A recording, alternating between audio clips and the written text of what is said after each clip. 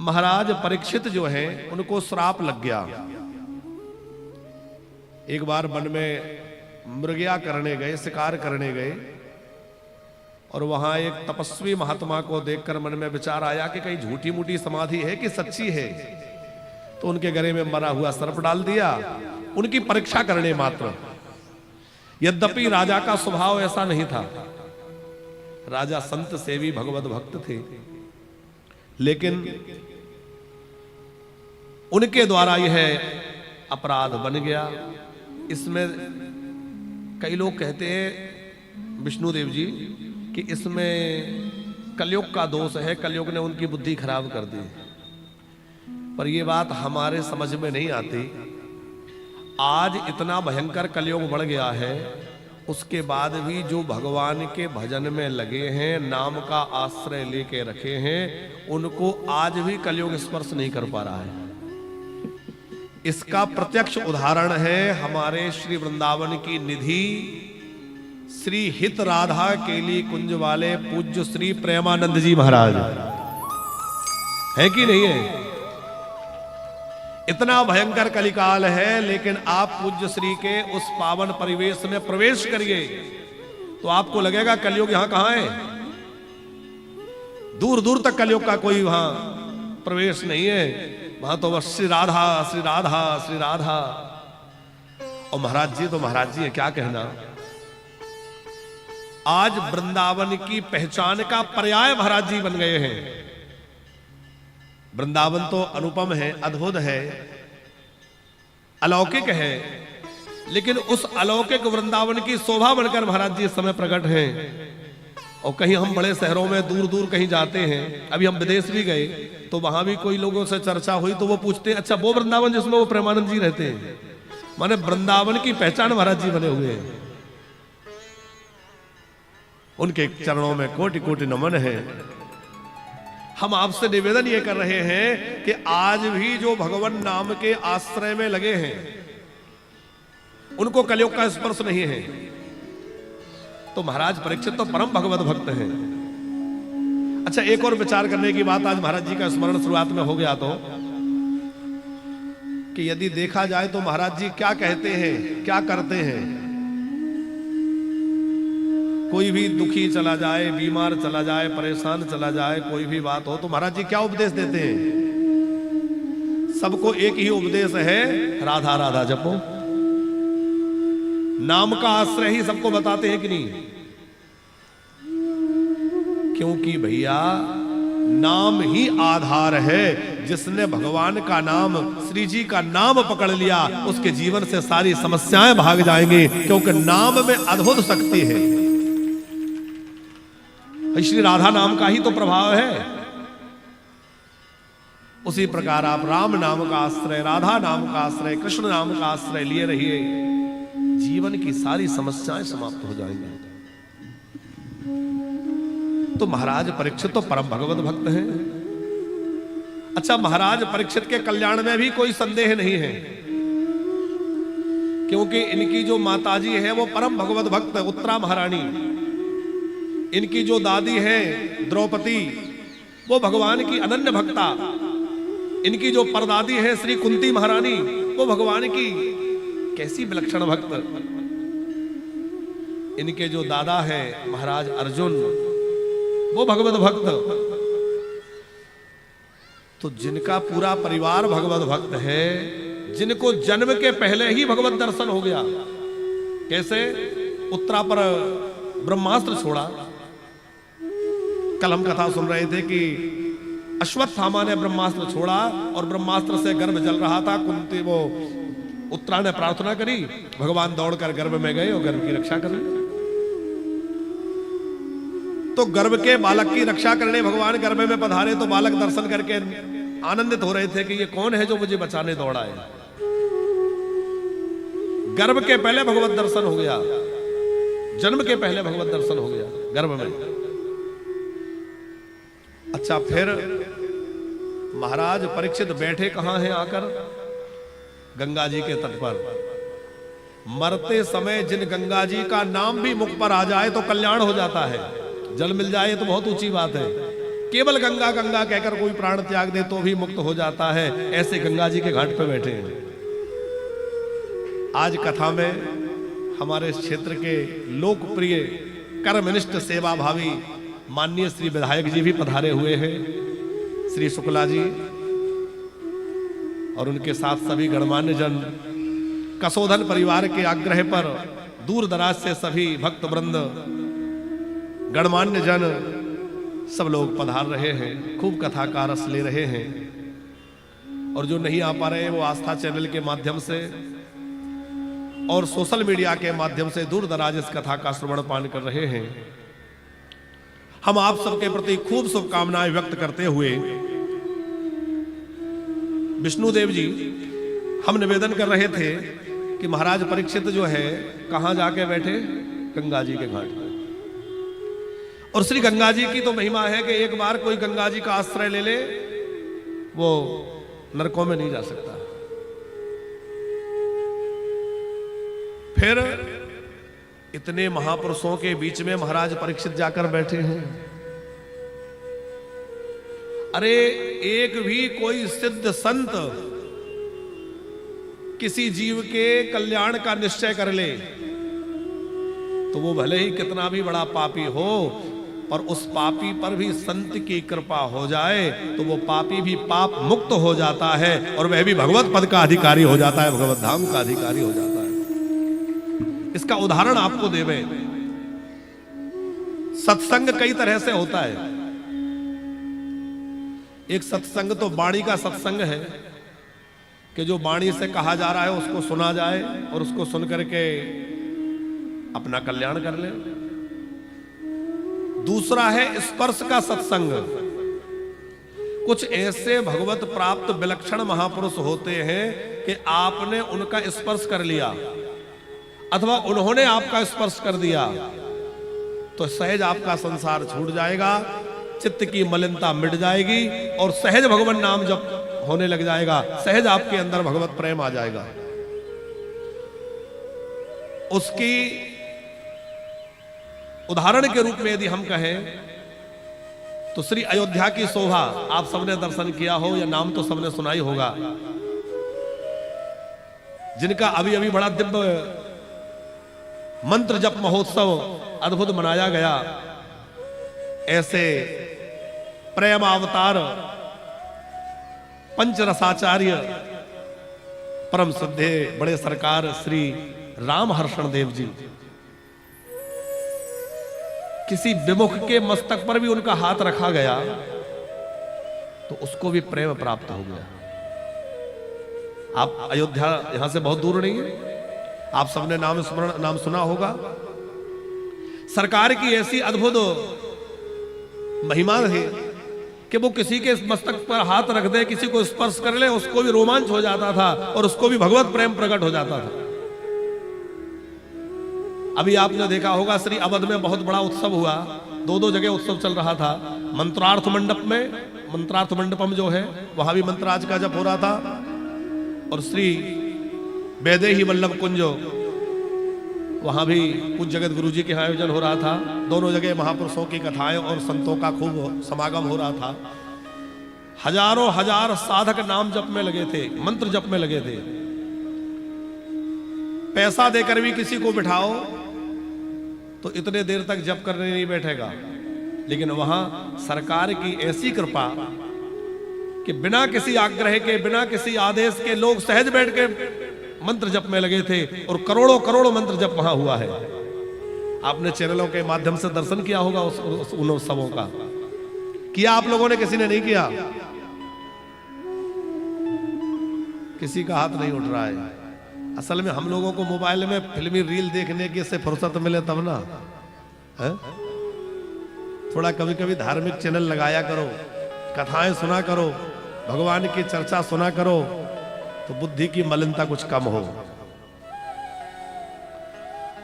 तो विष्णुदेव जी हम कह रहे थे, एक तो वाणी का सत्संग है, एक स्पर्श का सत्संग है, तीसरा है दर्शन का सत्संग कि किसी महापुरुष के ऊपर दृष्टि पड़ जाए, हम उनको दर्शन कर लें या उनकी दृष्टि कृपा पूर्वक हम पर पड़ जाए तो दृष्टि पड़ने मात्र से हमारे अंदर भगवत प्रेम प्रकट हो जाता है। ऐसे भी महापुरुष हैं। वाणी का सत्संग तो आप सब सुन ही रहे हैं, दर्शन लाभ लेते ही हैं, श्रवण लाभ लेते हैं। स्पर्श का जो सत्संग है उसका एक अनुपम उदाहरण है। हनुमान जी जब लंका में प्रवेश कर रहे थे तो लंका के द्वार पर एक राक्षसी खड़ी हुई थी। क्या नाम था उसका? लंकनी। और लंकनी ने जैसे हनुमान जी को देखा, हनुमान जी मच्छर जैसा रूप बना करके अंदर जा रहे थे, मसक समान रूप कभी धरई।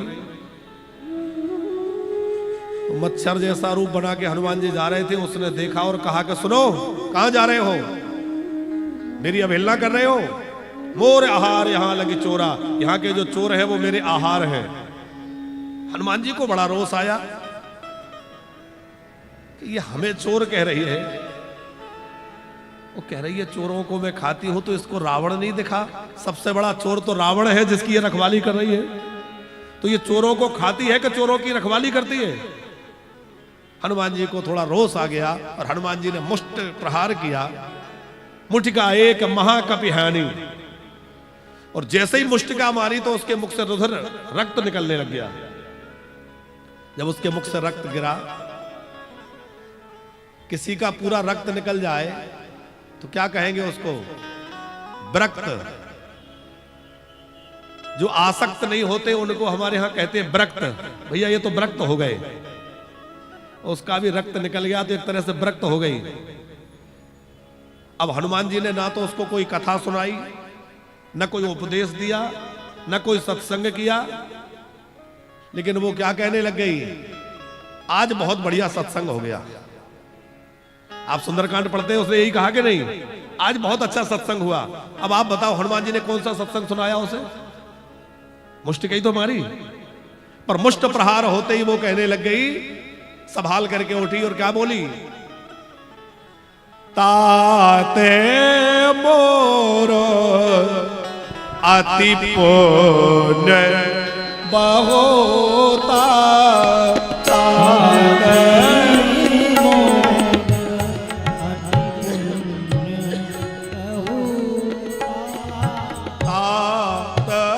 मोरो अति पुण्य बहुता।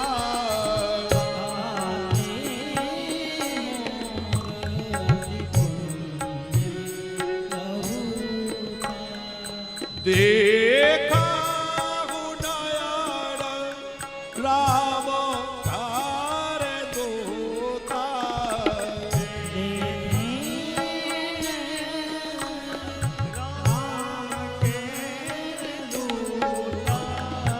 देखा नयन राम तार दूता।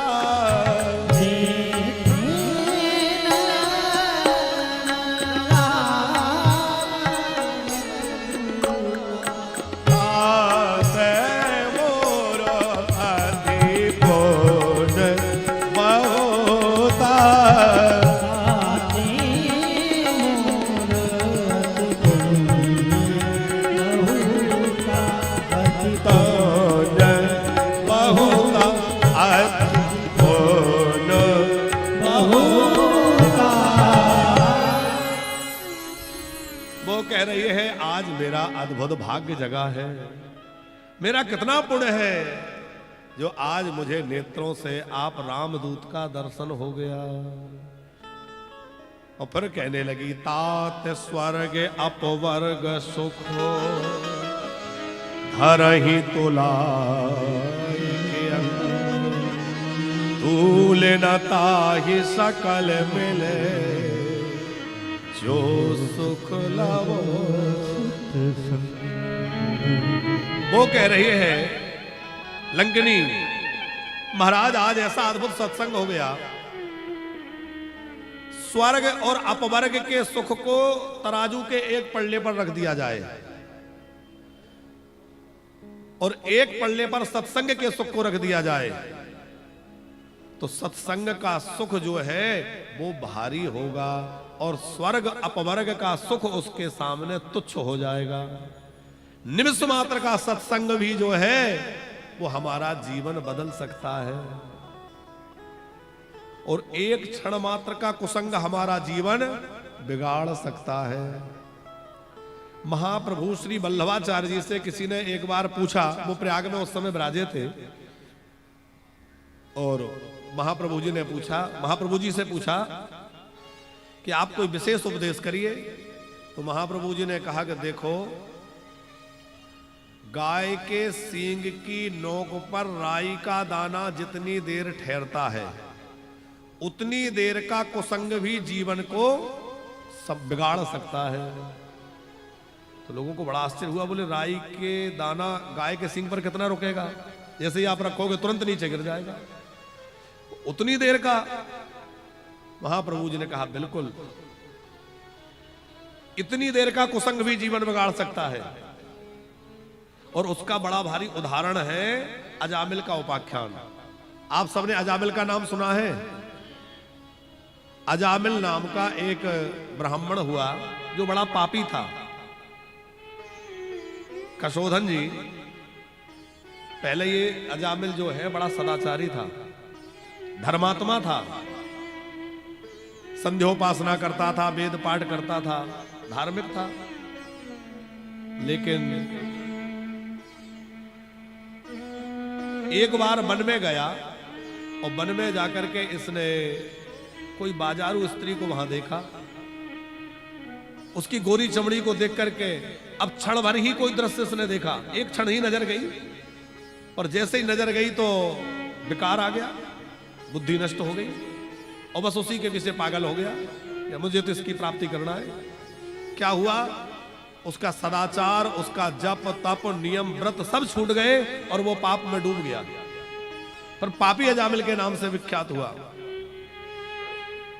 कहने का अर्थ यह है, इतने से देर का कुसंग, थोड़ी देर ही तो उसकी नजर गई। और आज क्या हो रहा है? आज हालत यह है कि हमारे बच्चों का आदर्श कौन है? सिनेमा के जो नायक नायिका हैं, फिल्मी एक्टर हैं, वो हमारे बच्चों के आदर्श हैं। हमारे बच्चे उनका अनुसरण करते हैं। वो जैसा कपड़ा पहनेंगे वैसा हम पहनेंगे, वो जैसे चलेंगे करेंगे वो ऐसा हम करेंगे। अब आप विचार करो कि जिनका न कोई चरित्र है, न जीवन में कोई धर्म है, न कोई मर्यादा है, न कोई जीवन का आदर्श है, ऐसे लोगों को अपने जीवन का आदर्श बना के जो बच्चे आगे बढ़ेंगे, उनके जीवन की क्या दशा होगी? अच्छा, विचार करके आप लोग बताइए, हमारे जीवन का आदर्श महापुरुष होना चाहिए कि ये फिल्मी एक्टर वगैरह होना चाहिए? भाई, महापुरुषों का जीवन पढ़ के उनके अनुसार हमें अपना जीवन चलाना चाहिए। लेकिन आज विडंबना ये है कि सिनेमा के उन लोगों को जिनका चरित्र पूरी तरह बिगड़ा हुआ है, जीवन बिगड़ा हुआ है, उनको अपने जीवन का आदर्श मान करके बच्चे उन्हीं के दीवाने बने हैं। और उसका परिणाम ये हो रहा है कि आज हमारी संस्कृति धीरे धीरे समाप्त हो रही है। हमारे बच्चों के अंदर से धर्म, मर्यादा, संस्कृति, संस्कार सब समाप्त हो रहा है।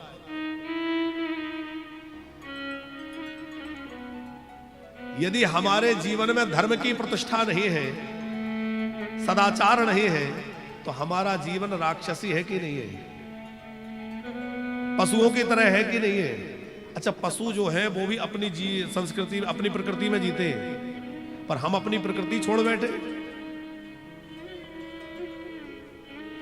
हम लोगों की स्थिति रावण से भी ज्यादा दयनीय होती जा रही है। विष्णुदेव जी, जब राम जी ने रावण को मार दिया, रावण के मरने के बाद मंदोदरी को विचार आया कि एक बार उस महापुरुष का दर्शन तो करूं जिसने मेरे पति को मारा है। तो मंदोदरी राम जी को देखने के, उनके दर्शन के लिए आई। उस समय राम जी विजय के बाद वहीं थे, और राम जी एक शिला पर बैठे थे, कुछ विचार मग्न थे। पीछे से मंदोदरी आई तो मंदोदरी की परछाई राम जी पर पड़ी। राम जी ने देखा कि किसी स्त्री की परछाई है, तो राम जी एकदम सहम के खड़े हो गए, थोड़ा दूर पहुंच गए और देखा कौन है आप। तो उसने परिचय दिया कि मैं अभागे रावण की पत्नी हूं। अब राम जी को लग रहा था कि रावण की पत्नी इस समय आई, रावण तो मर गया, तो जरूर ये शिकायत लेकर आई होगी कि तुमने मेरे पति को क्यों मारा, तुमने मेरा सुहाग छीन लिया, मेरा सुहाग उजाड़ दिया। मंदोदरी बोली चिंता मत करो, मैं ये सब बातें करने नहीं आई। तो बोले मैं तो बस ये देखने आई हूं कि उस महापुरुष में ऐसा क्या है जो मेरे पति में नहीं था, जिसने मेरे पति को मारा। तो राम जी ने कहा मैं क्या करूं, कैसे समाधान हो। बोले समाधान हो गया, उत्तर मिल गया। क्या? बोले एक मेरा पति था कि इतनी रानी महारानियों के होते हुए वो तुम्हारी नारी को जबरदस्ती छल पूर्वक हरण करके ले आया, और एक मेरा पति जो था इतनी स्त्रियों के होते हुए भी दूसरे की पत्नी का हरण करके ले आया, ऐसा दुराचारी था। और एक आप है कि दूसरी नारी की परछाई भी पड़ी तो हट के दूर खड़े हो गए। ये राम की मर्यादा है, इसलिए राम विजयी हुए। जिसके जीवन में राम जी जैसी मर्यादा हो। आज हमारे जीवन की हालत क्या है, हमारे युवा युवतियों की स्थिति क्या है? धर्म सदाचार शून्य होता जा रहा है। स्वामी विवेकानंद जब विदेश में गए और उन्होंने बड़ा ही प्रखर प्रवचन एक जगह दिया, और उनके दिव्य उद्बोधन को सुनकर के विदेशी महिला प्रवचन के बाद उनसे मिलने आई और कहने लगी कि मैं आपसे कुछ कहना चाहती हूं। स्वामी जी ने कहा कहो। बोले मैं आपसे विवाह करना चाहती हूं। विवेकानंद जी ने कहा क्यों, विवाह क्यों करना चाहती हो? तो उसने कहा कि मैं आपसे आपके जैसा पुत्र चाहती हूं,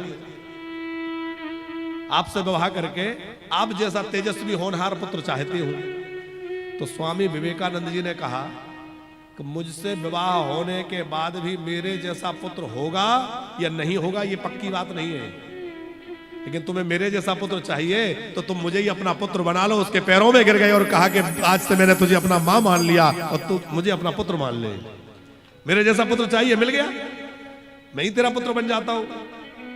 पानी पानी हो गई वो, और कहा कि धन्य है ये भारत के महापुरुष जिनके अंदर ऐसी निष्ठा धर्म के प्रति, सदाचार के प्रति।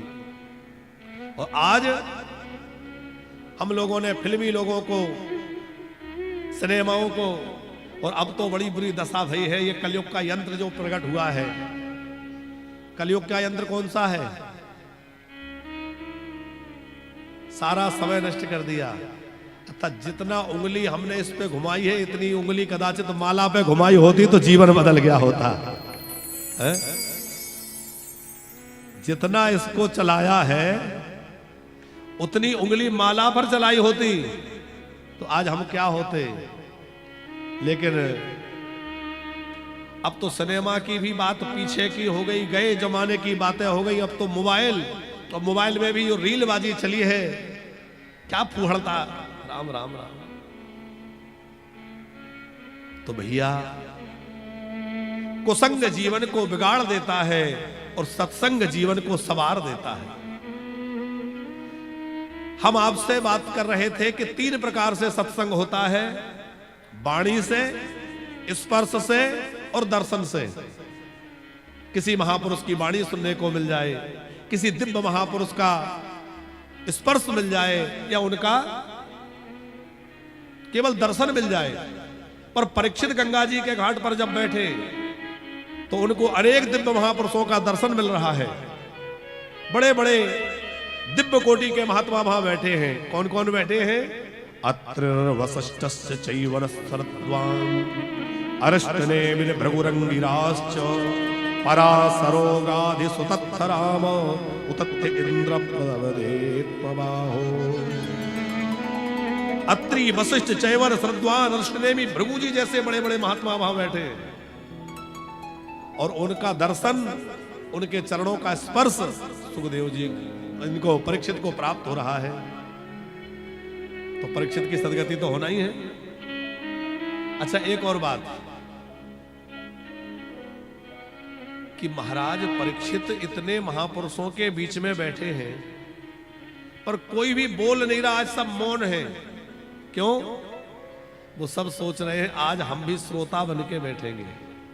हम भी सुनेंगे।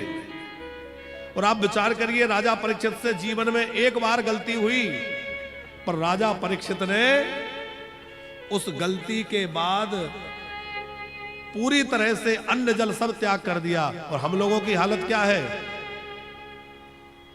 हम लोग पाप पर पाप किए जाते हैं, पर कभी विचार भी नहीं करते। अच्छा काम कभी हो जाए, कोई पुण्य कार्य हो जाए तो 10 लोगों को बताएंगे हमने ऐसा किया, और कितने पाप करते हैं कभी उनकी गिनती भी नहीं करते। ध्यान रखना, पाप हो जाए तो प्रकट कर दो, और पुण्य हो जाए तो छुपा के रखो, क्योंकि पाप प्रकट करने से बढ़ जाएगा और पुण्य छुपा के रखने से सबला हुआ रखा रहेगा। कितनी माला जपते हो किसी से मत बताओ। स्वप्न में भगवान का कोई अनुभव होता है किसी से मत कहो। आप कितना नियम करते हो, कितने आप पूजन करते हो, बार बार किसी के सामने प्रकट मत करो। अब आजकल तो समस्या यह है कि दर्शन भी करने जाए तो है फोटो रील। वृंदावन में लोग आते हैं, हम देखते हैं लोग वृंदावन में आते हैं तो लोग भगवान का दर्शन कम करते हैं और रील ज्यादा बनाते हैं, फोटो पे ज्यादा ध्यान रहता है। ठीक है, वो भी जरूरी है, करिए, लेकिन शांति से भगवान का पहले दर्शन तो करिए। आजकल भक्ति भी दिखावे की हो गई है, दुनिया को दिखाने के लिए नहीं, कन्हैया को रिझाने के लिए भक्ति करिए। भगवान का नाम भगवान को रिझाने के लिए, दिखाने के लिए नहीं। क्योंकि दुनिया को आपने दिखा दिया, उससे लाभ नहीं होगा, लाभ तो कन्हैया को खुश करने से होगा। हम मंदिर में जाएं, वो हमें देखे, हम उसे देखें, और इतने बावरे हो जाएं उसके दर्शन में कि ये भी भूल जाएं कि पास में कौन खड़ा है, ये भी भूल जाएं कि हमारे जीवन में क्या समस्या है, यहां तक कि ये भी भूल जाएं कि हम क्या मांगने का सोचकर आए थे। कई बार सोच के जाते हैं कि भगवान के पास जाएंगे तो ये कहेंगे, ये मांगेंगे, ये कहने जा रहे हैं, पर दर्शन में इतने विभोर हो जाओ कि ये भी याद ना रहे कि क्यों आए थे, क्या मांगना है, तब तो दर्शन है? तो सुखदेव जी महाराज उस समय उस सभा में पधारे, जैसा कि कल हमने झांकी का दर्शन किया। 16 वर्ष की अवस्था सुखदेव जी की है, बड़ा सुकुमार देह है और सुजात कंठ है।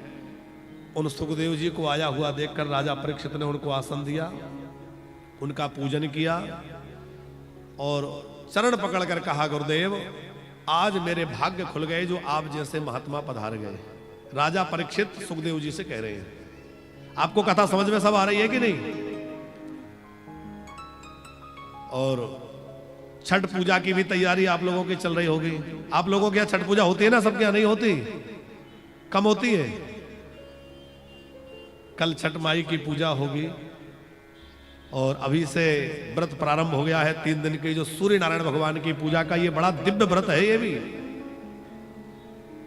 तो छठ माई की पूजा की भी आप सबको खूब खूब शुभकामनाएं हैं। सूर्य भगवान की आराधना आप मिलजुल के करिए। और आप जो है कथा को भी प्रेम से समझिए।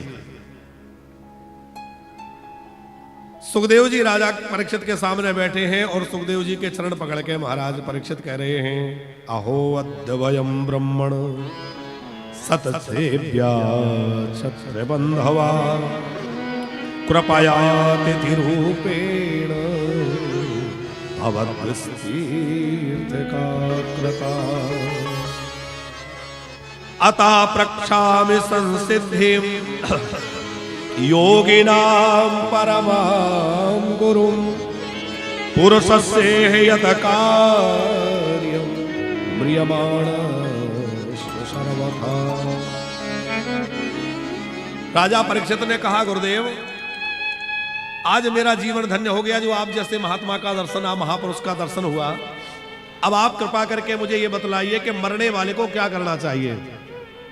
मेरे पास केवल 7 दिन का समय है, 7 दिन में भगवान की प्राप्ति हो जाए, ऐसी कोई कथा कहिए।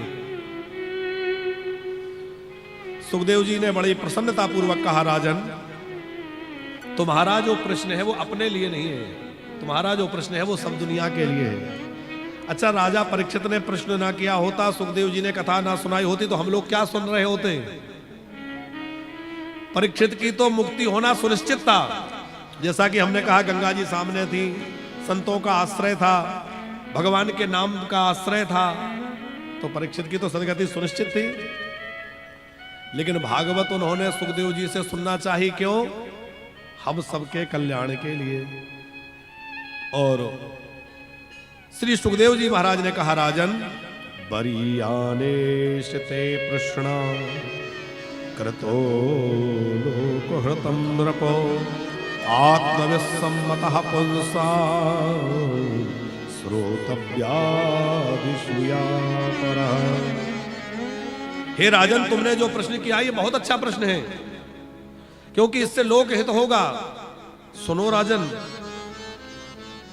श्रोतव्यादीनि राजेन्द्रो नृणाम शांति सहस्रशा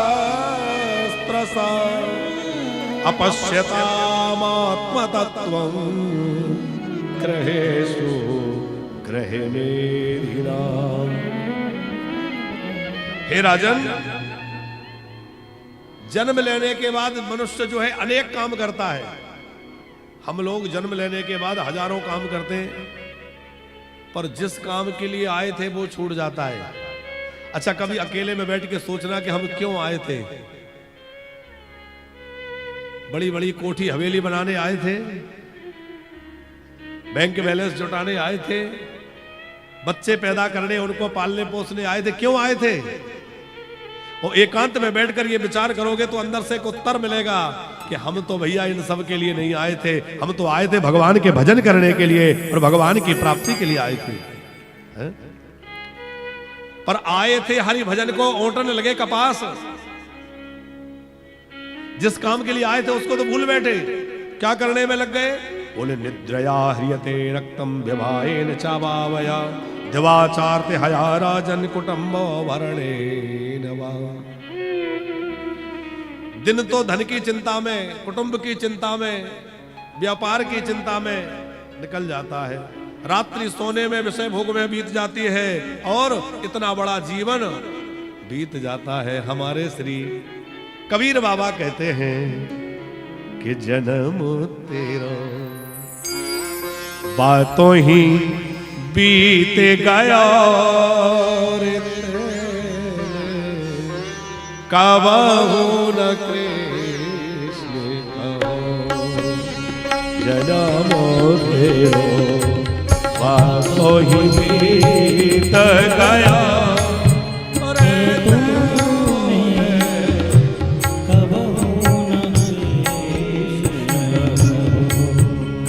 जन्म तेरो बातों ही बीत गया रे तेरे कबहू न कृष्ण कहो। बातों ही बीत गया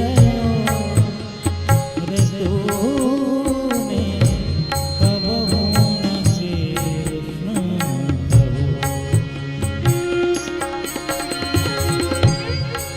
जो बरस का भोला भाला, 5 बरस का भोला भाला, 5 बरस का भोला भाला, 5 बरस भोला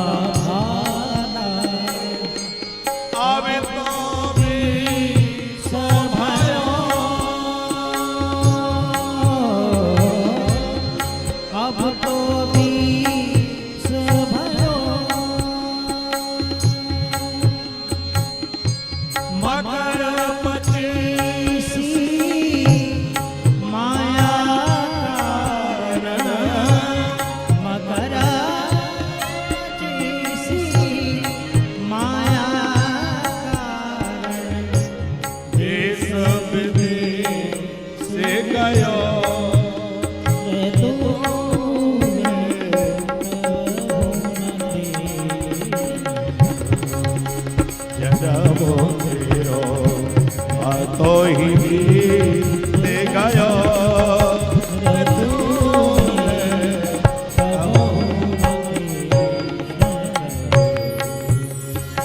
बाबा कबीरदास की ये वाणी है और कबीरदास जी कह रहे हैं, अरे मानव जरा विचार तो कर, इतनी बड़ी आयु, इतना बड़ा जीवन वेला पर क्या किया। बचपन खेल कूद में बीत गया, पर पढ़ाई की चिंता, फिर अपने व्यापार की चिंता, विवाह की चिंता, और जब जवानी आई तो माया के कारण, धन दौलत के कारण देश विदेश गयो। कभी कहीं भागते रहे और सोचते रहे फिर भजन करेंगे, फिर करेंगे, फिर करेंगे, लेकिन भजन का वो दिन कभी नहीं आया। अब धीरे धीरे आयु जब बढ़ी तो क्या हुआ,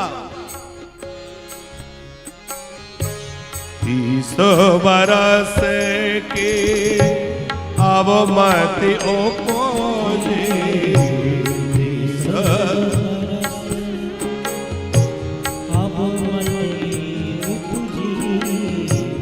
30 बरस के अब मत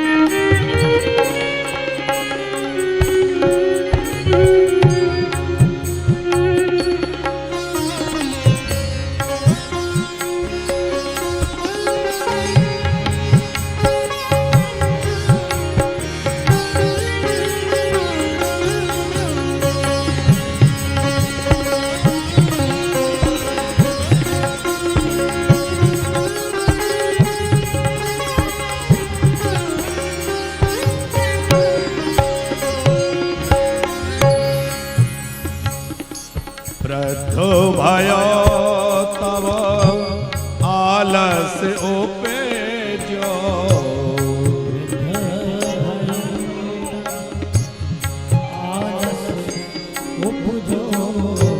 वृद्ध भयो तब आलस ओपेजो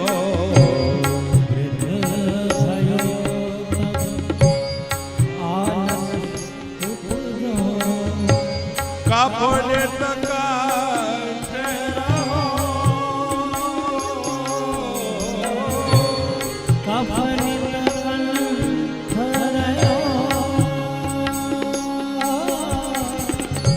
शंकर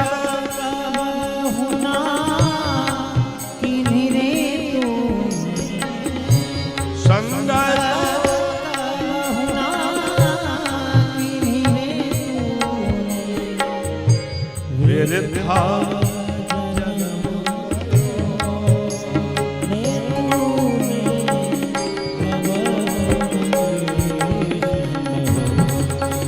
जन्मो तेरो बातो ही बीत गयो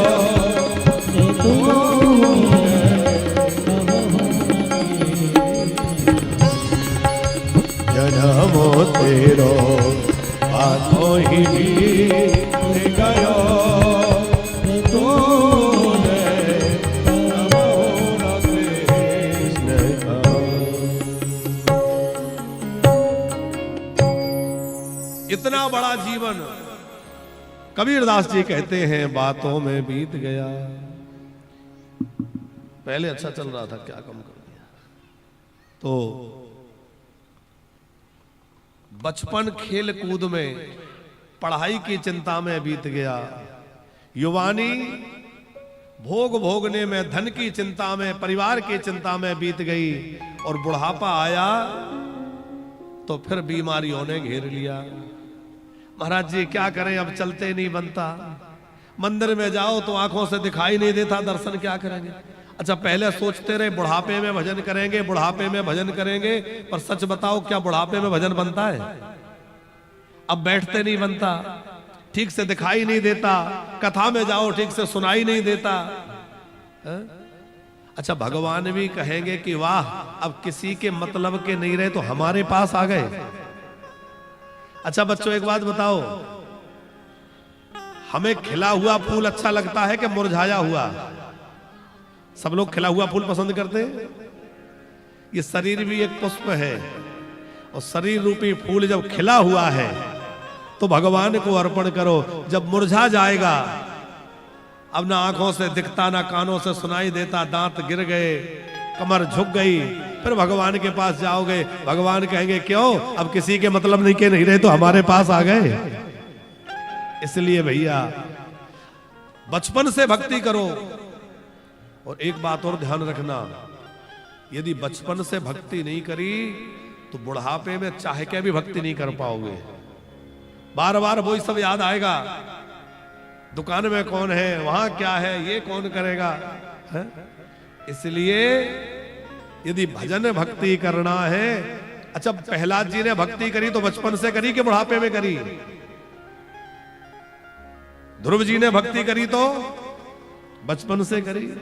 जितने भक्त हुए हैं प्राया बचपन से हुए हैं। इसलिए भैया बुढ़ापे की प्रतीक्षा मत करो। एक बात और है, इस बात की कोई गारंटी है कि हमारा बुढ़ापा आएगा? हो सकता है उसके पहले ही राम नाम सत्य हो जाए। हम तो ये सोच के बैठे हैं कि बाद में करेंगे, बाद में करेंगे, और वो बाद का समय आ ही ना पाए और हम चल बसे। क्यों गणेश राम जी, कोई ठिकाना है? ये और कर ले फिर भजन करेंगे, ये और कर ले फिर भजन करेंगे। एक आदमी समुद्र में नहाने गया तो समुद्र के तट पर घूम रहा था। समुद्र में खूब लहरें चल रही थी, तो समुद्र की लहरों को देखकर सोचने लगा कि जब ये लहरें थम जाएंगी तब मैं स्नान करूंगा, तब नहाऊंगा। बड़ी देर तक यहां से वहां से घूम रहा था। किसी ने देखा तो पूछा कि क्या हुआ? किसी का इंतजार कर रहे हो, कोई चीज गुम गई उसको ढूंढ रहे हो, क्या बात है? बोले नहीं, किसी का इंतजार भी नहीं है, कुछ गुमा भी नहीं है, मैं तो देख रहा हूं कि नहाना है। बोले नहाना है तो देर किस बात की है, समुद्र भरा है, नहा लो।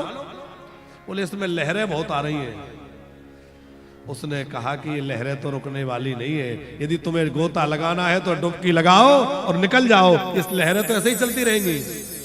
जैसे समुद्र की लहरें चलती रहती हैं, ऐसे ही हमारे जीवन में भी उतार और चढ़ाव चलता रहता है। कभी कुछ है, कभी कुछ है, कुछ ना कुछ चलता रहेगा। पर इन्हीं लहरों के बीच में भगवान नाम में गोता लगाते चलो साहब, भगवान का नाम जपते चलो। गैर मुमकिन है कि ये जमाना अपनी मस्ती छोड़ दे।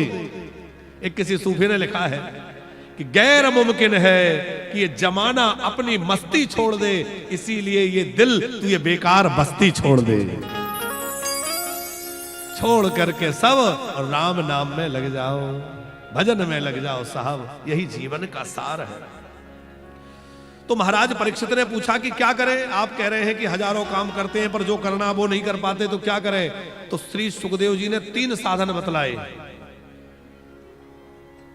तस्माद भारत सर्वात्मा भगवान ईश्वरो हरि श्रोतव्यः कीर्तितव्यश्च स्मर्तव्येश्च तावयम्। तस्मात् भारत सर्वात्मा। हे राजन, जो अपना कल्याण करना चाहे वो 3 काम कर ले। क्या? श्रोतव्य, सबसे पहला काम है कथा सुनना, जो हम इस समय कर रहे हैं। भगवान की प्राप्ति के जितने भी साधन हैं, उन सारे साधनों में सबसे सरल, सबसे सस्ता और सबसे बढ़िया साधन है भगवान की कथा सुनना। आप कहेंगे महाराज जी अब आपको तो जीवन भर कथा ही सुनाना है, इसलिए कथा की प्रशंसा करोगे? हैं? हाँ, लोग बड़े अलग अलग अर्थ लगाते। अच्छा एक बात बताओ, हनुमान जी महाराज, उनको तो साक्षात भगवान मिले हुए हैं। राम जी मिले हैं कि नहीं हनुमान जी को? पर हनुमान जी कथा सुनने के प्रेमी है कि नहीं? कितने प्रेमी हैं कि लक्ष्मण जी को मूर्छा लग गई, वो शक्ति प्रहार हो गया, मूर्छा में आ गए, तो सुसैन वैद्य ने कहा कि अमुक नाम की बूटी, संजीवनी बूटी, सूर्योदय होने से पहले पहले यदि आ गई तो लक्ष्मण के प्राण बच जाएंगे। और संजीवनी बूटी लेने कौन गया था? हनुमान जी गए, और रास्ते में एक कथा सुनाने वाले मिल गए। क्या नाम था उनका? काल नेमी था। तो वो राक्षस, विष्णुदेव जी राक्षस था, पर वो साधु बन के बैठा था। उसका बड़ा सुंदर आश्रम था, साधु वेश में था, और उसका लक्ष्य हनुमान जी को भटकाना था। पर हनुमान जी कितनी जल्दी में थे कि सवेरे होने से पहले पहले बूटी लाना है। पर उन्होंने सोचा कि भाई बूटी तो आ ही जाएगी, लक्ष्मण के प्राण तो बच ही जाएंगे, पर पहले कथा सुन लो। और महात्मा के पास बैठ गए, कथा सुनाओ। कितने कथा प्रेमी होंगे हनुमान जी। अच्छा, लक्ष्मण जी को जब शक्ति लगी तो लक्ष्मण जी मेघनाथ से युद्ध करने जब गए थे तो अकेले नहीं गए। लक्ष्मण जी के साथ कौन था? हनुमान जी। तो जो, क्योंकि हनुमान जी तो उठा के लाए, घायल लक्ष्मण को कौन उठा के लाया? हनुमान जी लेके आए। तो रोते रोते राम जी ने पूछा कि हनुमान जब तुम साथ में थे तो लक्ष्मण ने जब बाण मारा तो तुमने, लक्ष्मण को जब मेघनाथ ने बाण मारा तो तुमने रक्षा क्यों नहीं करी? तुमने क्यों नहीं रोका? हनुमान जी बोले सरकार क्या बताएं, हमारी ये कमजोरी हमारे सामने आ गई। क्या? बोले युद्ध चल रहा था, उसी समय नारद जी आ गए। अब नारद जी आए तो वो भगवान की कथा सुनाने लगे, और नारद जी कथा सुनाने लगे तो हनुमान जी कथा में ऐसे डूब गए कि वो यही भूल गए मुझे क्या करना है। उधर कालनेमी के यहां गए तो वहां जाके भूल गए मुझे क्या करना है। वो तो देवताओं ने प्रेरित किया कि ये मुनि नहीं है, ये कपटी राक्षस है, छोड़ो इसको। पर हनुमान जी ने उसका उद्धार किया, वहां से आगे बढ़े। इसीलिए गोस्वामी जी ने कह दिया, रामचरित सुनिबे को रसिया, रामचरित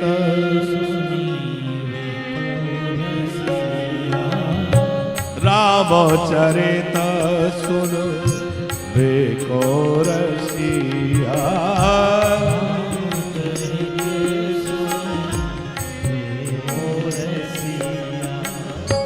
राम लखन सीता मन बसिया।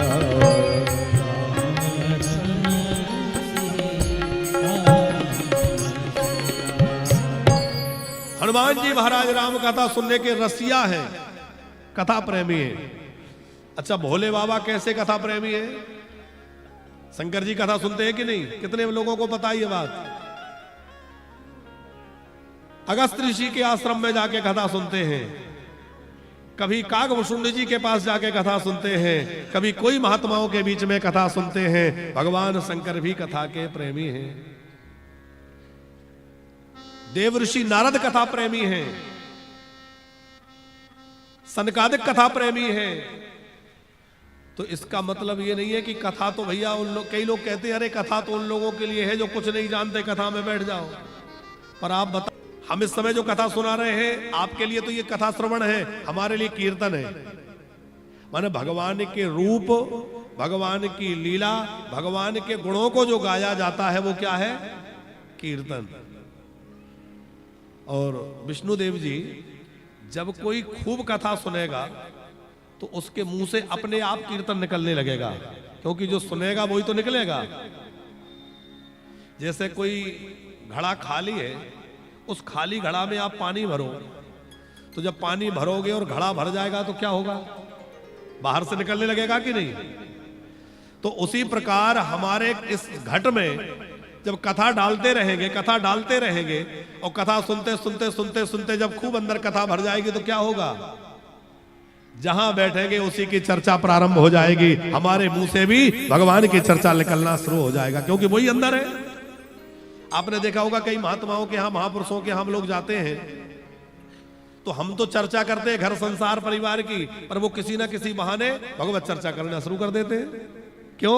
बोले उनके अंदर वही है, जो होगा वही निकलेगा। अब जिसके अंदर संसार है वो संसार की बातें करेगा, जिसके अंदर वासना है वो वासना की बातें करेगा, और जिसके अंदर भगवत कथा है, भगवान का प्रेम है, वो भगवत प्रेम और भगवान की चर्चा करेगा। तो कथा सुनेंगे तो कीर्तन के लिए प्रयास नहीं करना पड़ेगा, स्वतः कीर्तन बन जाएगा। अपने मुख से अपने आप भगवान नाम निकलने लगेगा, भगवान के गुण चर्चा का गायन होने लग जाएगा। और तीसरा साधन है स्मरण, श्रवण,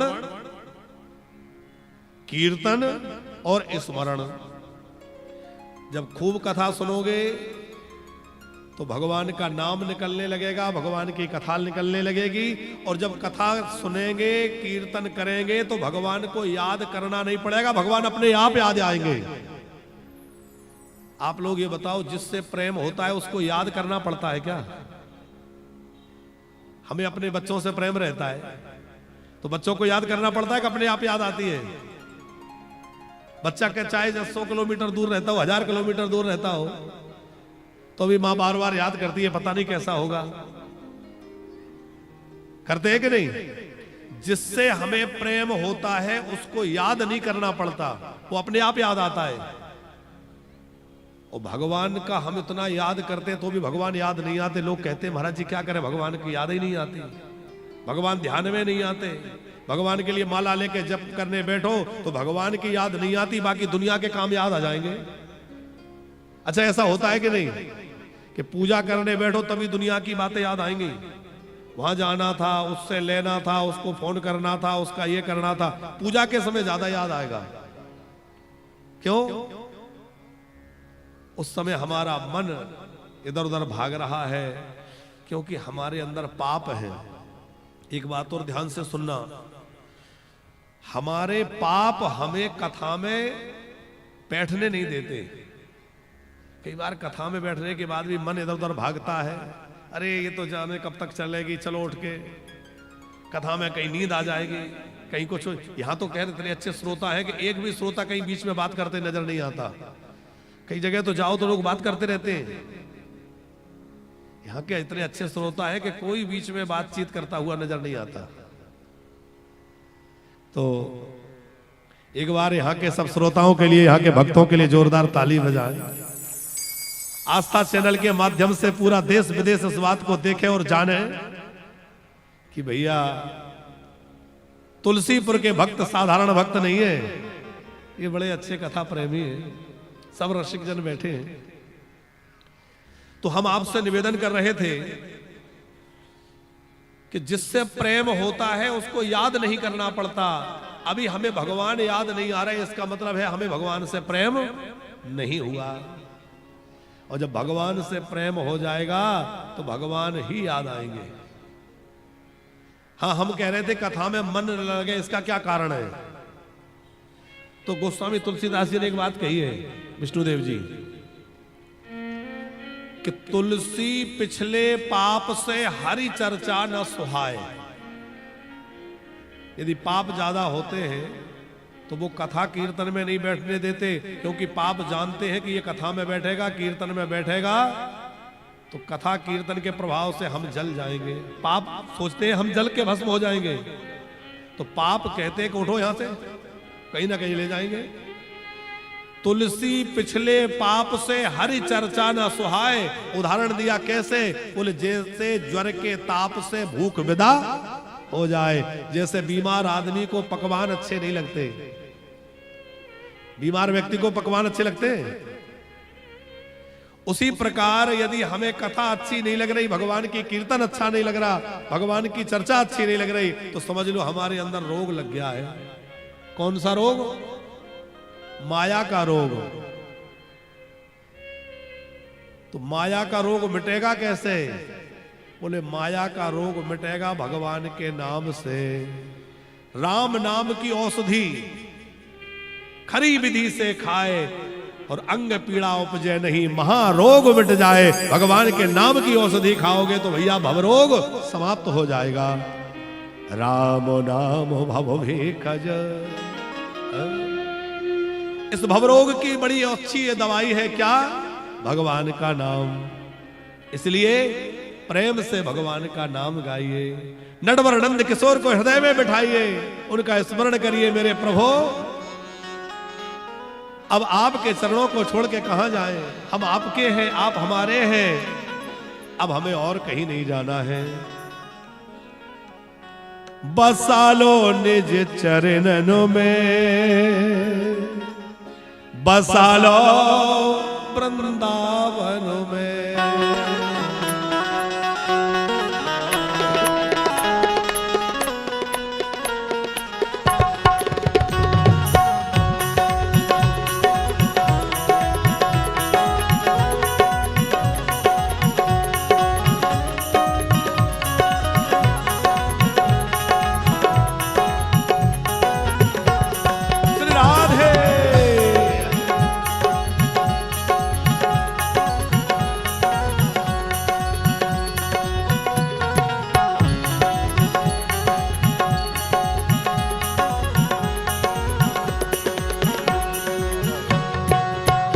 मनो बस गयो नंद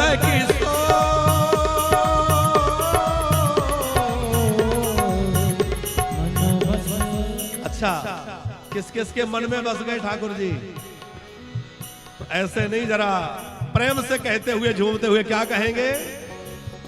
ओ मन बस गयो नंद किशोर, वो जाना नहीं कहिया, बसा लो वृंदावन में, बसा लो निज चरणों में, बसा लो वृंदावन में, बसा लो निज चरणों में। ओ बसा लो वृंदावन में, बसा लो निज चरणों में, बसा लो वृंदावन में, बसा लो निज चरणों में।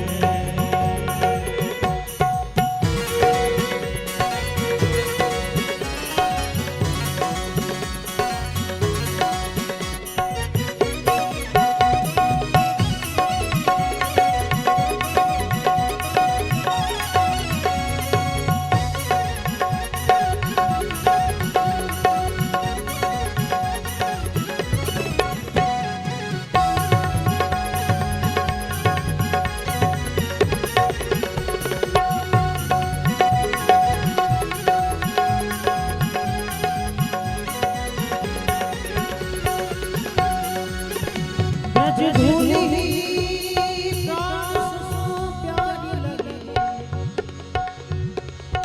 ब्रज मंडल माही बसा, रसिकों के सुसुग में मस्त रहूं, जग जाए सोनाथ बजाए रहो।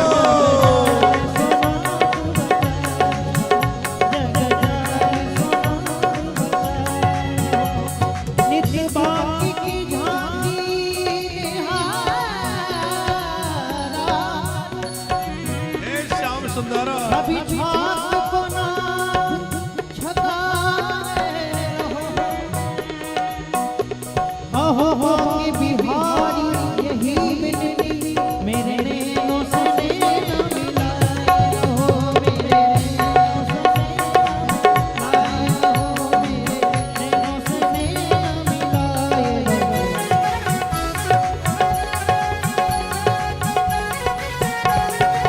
हरि बोल।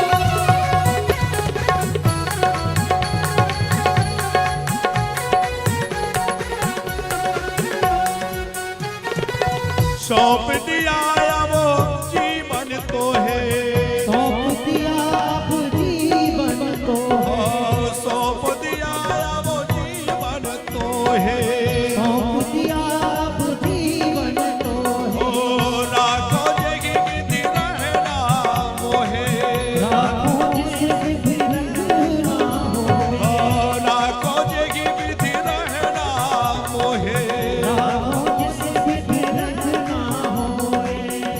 तेरे दरों पे, तेरे दरों पे, और तेरे दर पे खड़ी में कर चोर आया वो जाना नहीं कहीं और। बसा लो वृंदावन बसा लो निज चरण में, ओ बसा लो निज चरण में, मन बस गयो नंद किशोर,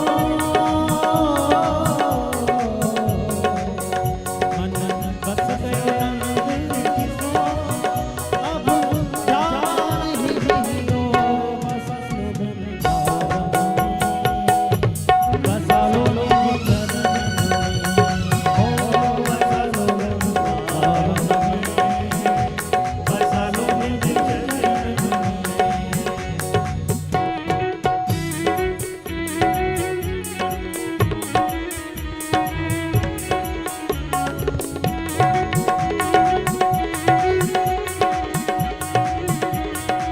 श्री राधे।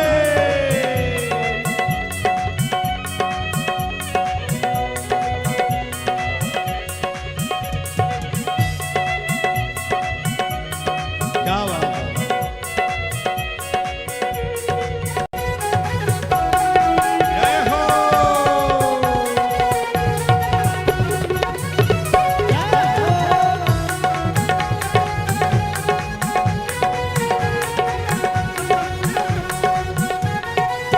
चाकर बन करो सेवा करोगे, चाकर बनकर सेवा करूंगी, ओ चाकर बन करो सेवा करोगे, चाकर बनकर सेवा करूंगी, मधुकरी मांगो कलेवा करोगे, मधुकरी मांग कलेवा करूंगी, हाँ मधुकरी मांगो कलेवा करोगे।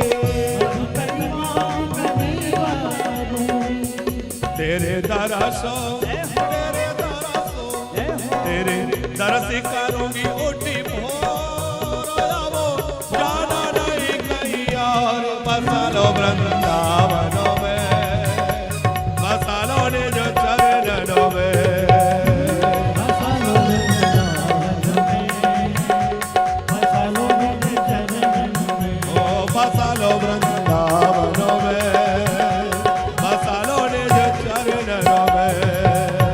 बसा लो वृंदावन में, बसा लो निज चरण में। बोलो वृंदावन बिहारी लाल की।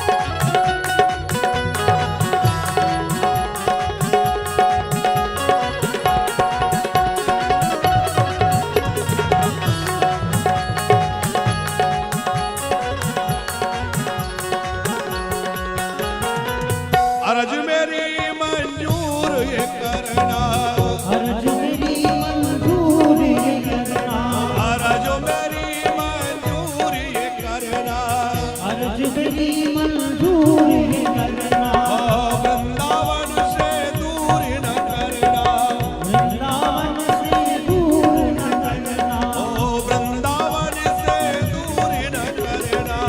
वृंदावन से दूर न करना।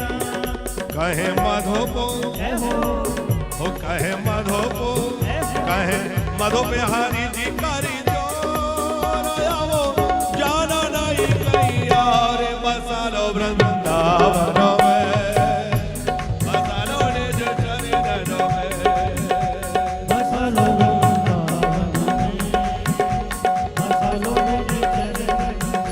ओ बसा लो वृंदावनों में, बसा लो निज चरणों में। बसा लो वृंदावन में, बसा लो निज चरण में। मनो बस गयो नंद किशोर लो वृंदावनों में, बसा लो निज चरणों में।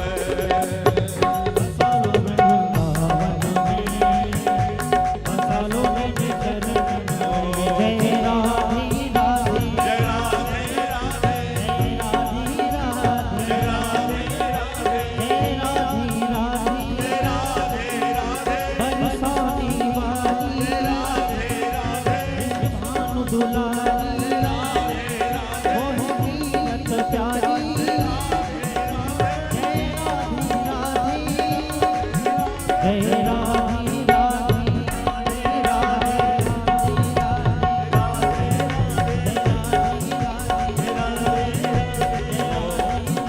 बसा लो वृंदावनों में, बसा लो निज चरणों में।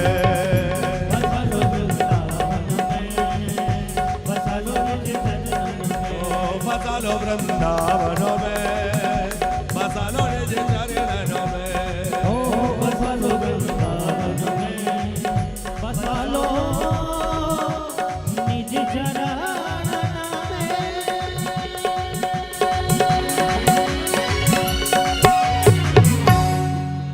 बसा लो वृंदावनों में, बसा लो निज चरण। मन बस नंद किशो, अब जा